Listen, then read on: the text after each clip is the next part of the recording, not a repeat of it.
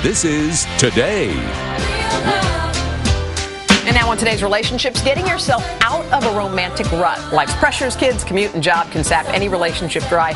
You love each other, but comfort has led to complacency and boredom has snuffed out your passion. Sound familiar? Here to help snap you out of your rut are Lesley Jane Seymour. She's editor-in-chief of More Magazine, and psychologist Jeff Gardier. Hello, everybody. Hi, kids. Good to see you. So when you said, when we're reading that, it sounds like a lot of couples because you're busy and you don't have time for the romantic part and no of your couple life. thinks it's going to happen to them. Like we just had Chloe and Lamar. She says the honeymoon continues. Yeah, and you hope it will for everybody, but it's a shock when it happens. You got to keep it going. Boredom is so insidious. It just creeps in there.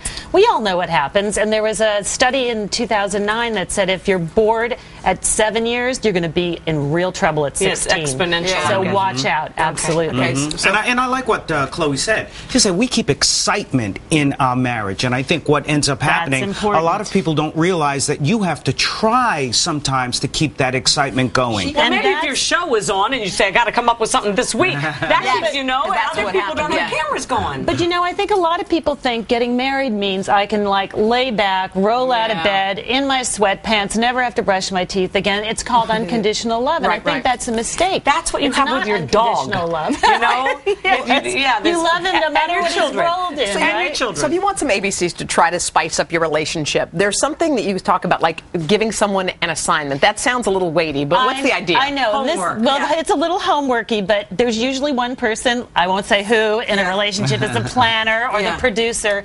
And if you have a more, usually they attract each other. And what you do is you say, like I say to my poor husband, you need to go out, and once a week, you got to come up with something interesting, because I'm the planner. Yeah, He's the more laid back. Does he resent you for it? Does a man resent that? They could, but he keeps it alive. Yeah, I think the man can resent that because they see it almost as being nagging. Nagged about. But I think if you make it very exciting, something that will appeal to him, something that's really sexy, and saying, look, I'm going to go out and do this, and you better join me, or I'm going to be on my own doing it, I think that guy will And someone else will join me. Well, isn't that the underlying message that, listen, if you don't keep me happy, somebody out there will. And is that a nice thing to be sharing with your partner? But I don't think the way you say it's the way you say it. It's to keep it interesting and keep it fun and keep you engaged. And also, do you know that your brain actually releases endorphins when you're doing new things together? Yeah. So there is some research that says that's really important. I suggest you go bowling. I'm telling you. No, it can you be will fun. laugh your rear ends off, and you will be reminded of why you fell in love. That's excitement, and it's fun. A lot of women say, my husband sits on the couch and watches games. And you know what? I mean, and they don't know what to do to spice it up, because he says, honey, this is life. Like, I'm fine. Get a new sofa. No. Why not go out to a game? Why not say, you know what, I'm going to buy tickets for us to go see this game, and then we can get dinner too. Always play active. Always play to the strength of your partner. I think it's important. And you made another point which I thought was great.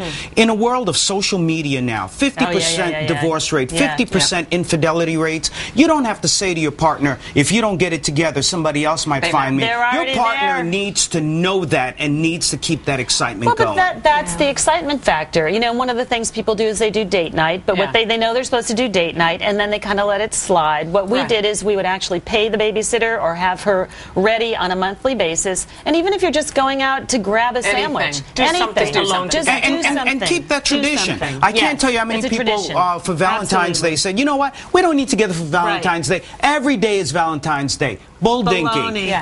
Stick with the tradition. Bull dinky. Stick to the tradition, but know that you need these things in your marriage because it's important. All right, guys. Wow. We got to go. I know. Don't get me started. You guys, from Pinot to other vinos.